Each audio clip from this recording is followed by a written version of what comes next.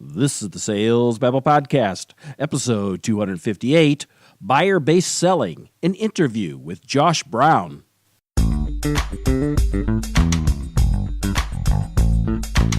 Welcome to Sales Babble, the podcast that shares selling secrets for non-sellers. And now your host, Pat Helmers. Hello, Sales Babblers. This is Pat Helmers. And before I get started, I'd like to take a moment to thank all of you Sales Babble listeners out there, because this month, or last month, January and February, we have been crushing the metrics from the year before. And it's all because of you sharing the word with all of your friends and colleagues. And I really appreciate it. Could not have done this without you guys and gals. I really appreciate it. But with that said, let's get to today's topic, where if we were to think about great salespeople and what they're all about, we'd be saying things like they could sell ice cubes to Eskimos, but that's not really the case. If the buyer isn't struggling with a problem that you can solve, you're never going to make the sale. More than 70% of the B2B buyers fully define their needs before contacting a sales rep. According to this new report by CSO Insights, and they've been doing this for quite a few years, and I've been following them, nearly half of those buyers out there identify specific solutions before reaching out. They know what they want, and they are very informed. The internet has vastly changed the landscape towards buyer-based selling. So in 2019, this is the reality. Buyers dictate the sales process. So in this episode, we're going to meet Josh Braun. He is the founder of Sales DNA, a company that helps CEOs and VPs of sales who want to increase cold outreach response rates and to set more meetings. Josh shares with us his beliefs in buyer-based selling, and he's also going to share some concrete examples how you can increase your response rates and set more meetings. So, with no further ado, let's get to it. Welcome, Josh. You ready to babble? Let's do this. You were already snickering when I said babble. Josh, you and I we just met, actually. I was reading a post that you had on LinkedIn on the struggle-o-meter, and it really spoke to me because it talked about creating a conversation and trying to better understand, like if you're cold calling, does the person really need what I have? Is the challenge that they're experiencing really something that I can help? So I couldn't help but think, I've got to connect with you. I reached out to you. It looks like you and I had actually chatted like a year and a half ago, but for some reason it never clicked. Must have been something you said. I must have perturbed you somehow. But I'm not really certain what I did wrong. So maybe you could share with the audience a little bit. What's this advice that you were giving the readers here on LinkedIn? Yeah, so I think one of the big problems that I hear from sales professionals sounds something like this. I had this great conversation with someone. It was awesome. I felt that they really needed what I had, and then I never heard from them again. I sent them all sorts of follow-up emails. I was trying to be funny by saying things like, would you like to chat now? Would you like to chat later? Or maybe you got ran over by a rhino, and I'm just not hearing anything back. Or when I reach out to people and I email them and I cold call them, they're not interested in what it is that I have to say. I'm not getting enough conversation started with people that I want to get in front of. And the post was about why that is. So we could talk about that if you want, Patrick. And I think this is something you hear all the time. And people say, I talked to them a couple times and then I never heard from them again. Well, I guess they're just not interested, I guess. Yeah, it's because we've been told to sell, but we haven't been taught how people buy. And it turns out that it's completely different. So we have to learn why people buy and why they don't buy, rather than how to sell. So let me give you an example. So isn't that interesting? We're all buyers, but that's not the mindset people have. Right. When we put the sales hat on, we have intent as salespeople. When we put the sales hat on, and our intent is to get someone to buy something, right? So if I'm a SDR, or I'm a sales development representative, my intent is when I pick up the phone, I got to book this call.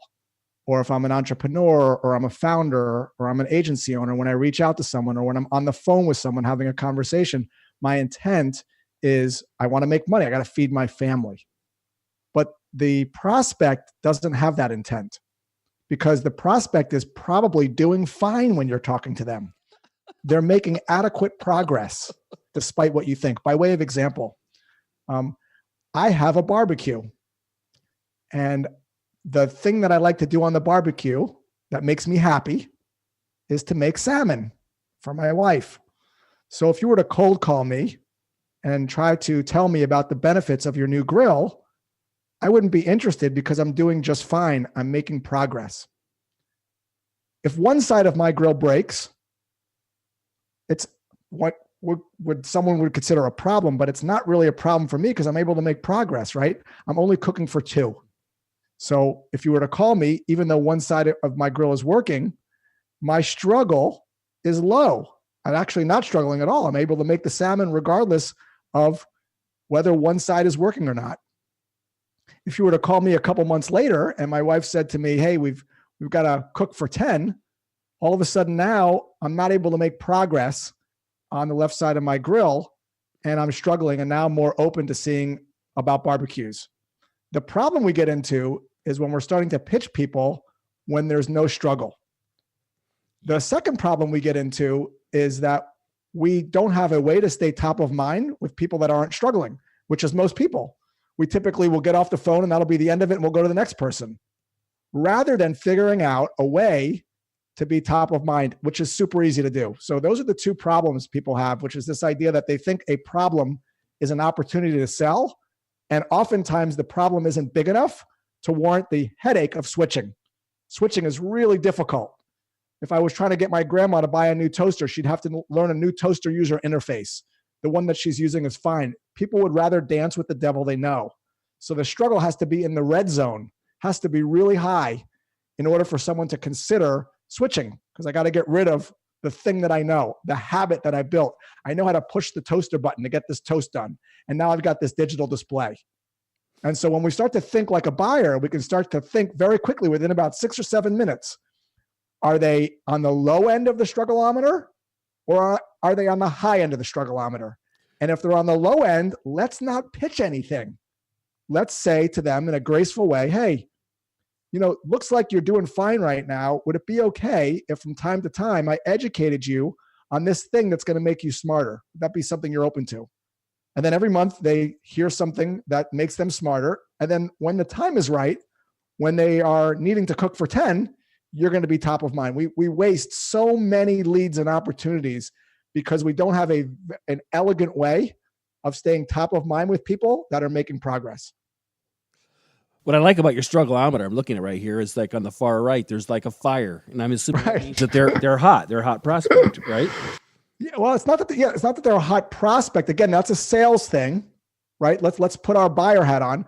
When they're struggling, meaning, hey, so one side of the grill, I was making progress, and now my igniter broke, but I'm throwing a match in there, still making progress.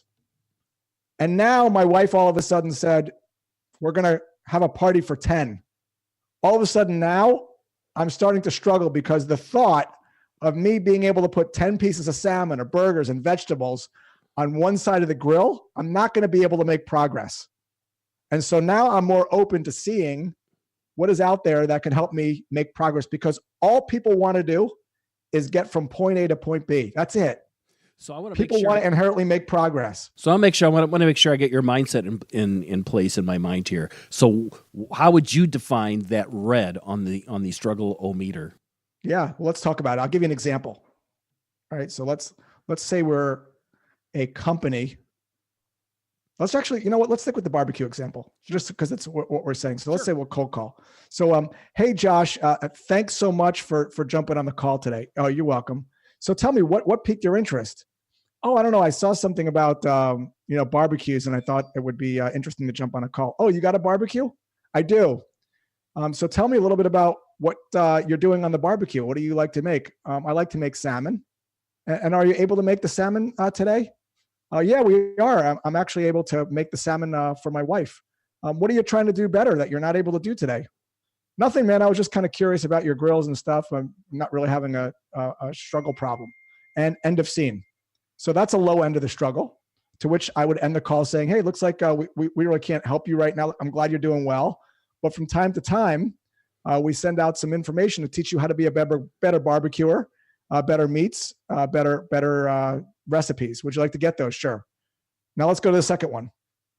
Hey, Josh, what prompted you to get on the call today? Oh, I just saw something about grills. I'm always interested in grills. Yeah, but you don't just go on any old conversation, do you? Something must have like piqued your interest. Well, I got this grill, only one side's working, and I thought I'd just check out some other grills. Yeah, but you can make progress with it, can't you? Yeah, it's no problem. I'm just cooking for my wife and I. Hey, Josh, sometimes when only one side of the grill is working, it could mean that you have a propane leak. Did you ever consider getting that checked? What do you mean? Well, sometimes if you have a propane leak, you could get a flare up and it could burn your face. It could look like this. Oh my God, I never thought of that before. Now look at me going up the struggle meter. All of a sudden now I think my face could get burnt. And now I'm starting to think, maybe I do need a checkup. Maybe I do need this to get fixed.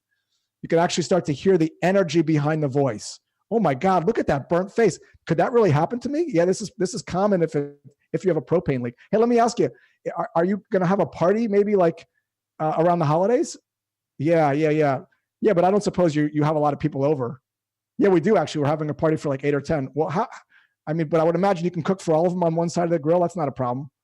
Well, come to think of it, no, I probably do need both sides. Well, why not just use one? Well, my wife would probably kill me if I messed up the grill with her family, and it would be awful. Right. Plus, I'd feel like a total loser in front of my friends. Now I'm at the red zone.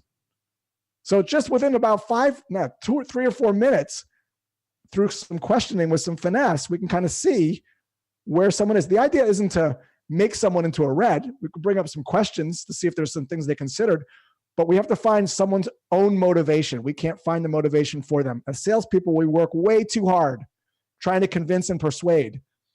We ask some questions with finesse. We see if there's motivation. We see if there's desire.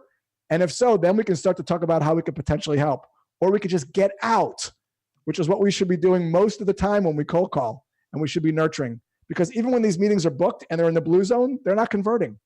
And the acquisition costs are going up because people are spending time with people that aren't buyers today. I mean, we're in business to sell today or this quarter, depending on your sales cycle. And if that's not going to happen, that's okay.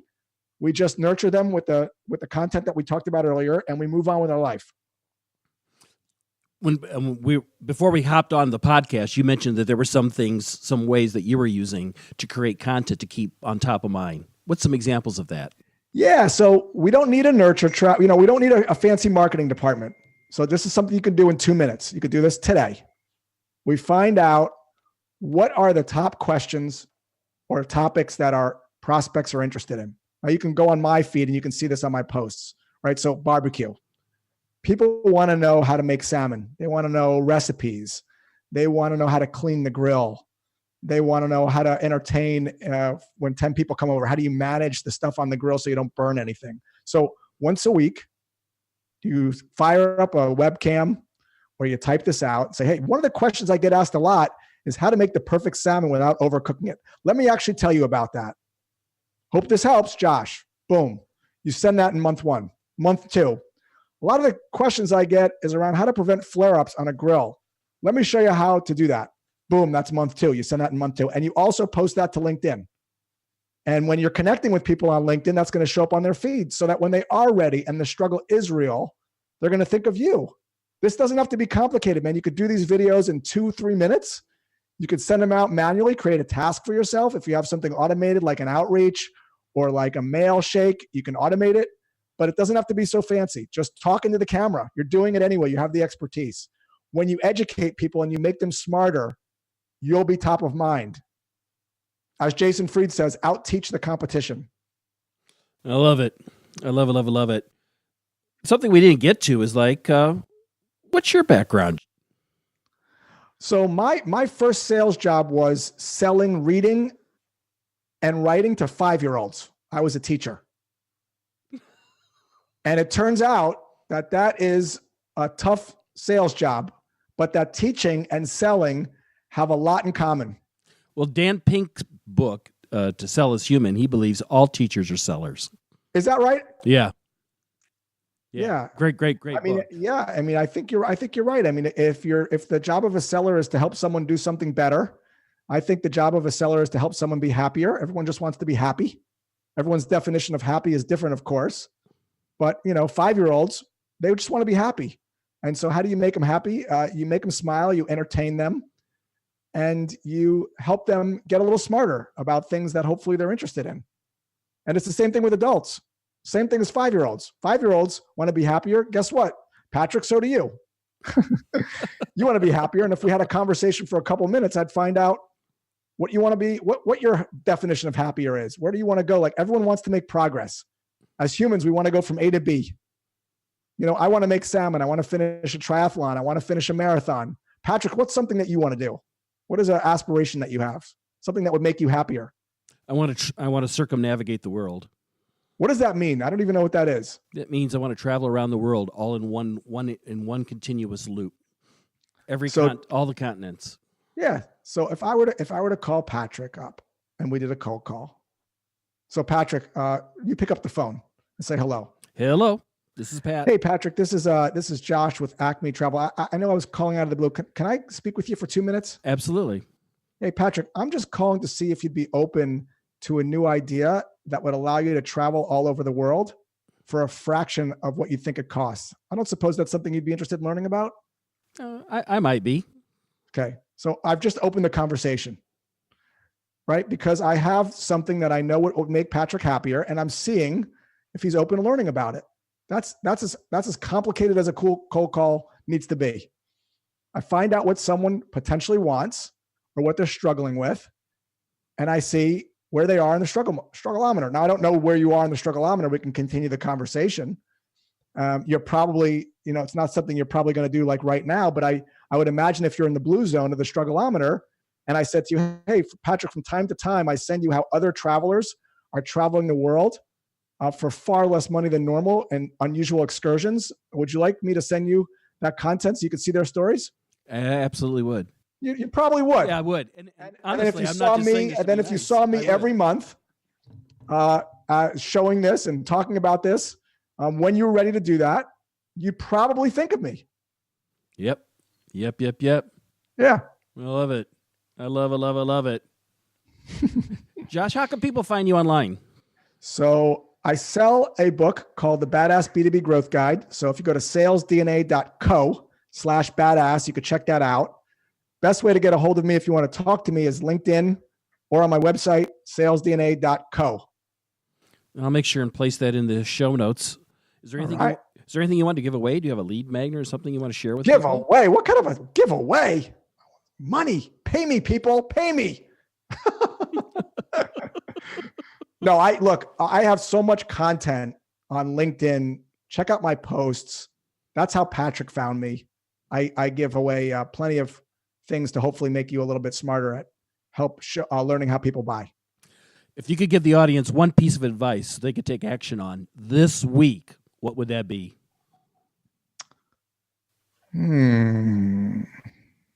Your solution has no value without a struggle.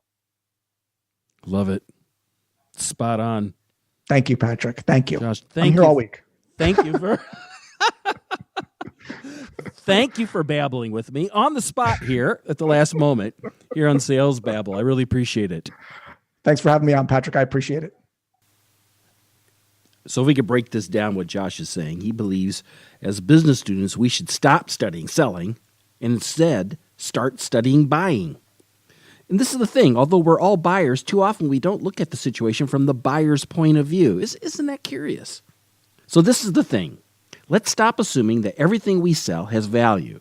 Let's start asking open-ended questions to better understand the problem and then gauge whether or not we need to go forward. Is there a struggle there? Don't pitch until you are on the high end, in the red zone. And if they're not, put them into a monthly drip campaign and drip out those emails, giving them a little bit of value, and then reach out to them when they're ready. To connect with Josh, you can find the links that he mentioned in the show notes at www.salesbabble.com/258. I've been putting a lot of energy into the Sales Babble website, making it much easier for you to find past episodes by topic.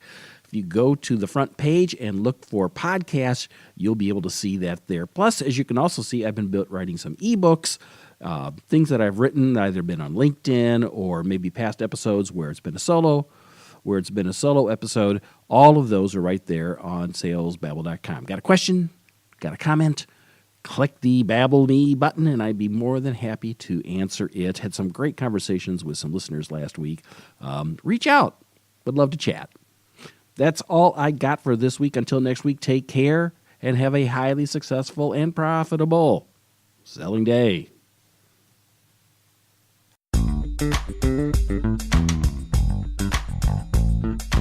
Thank you for listening to the Sales Babble podcast.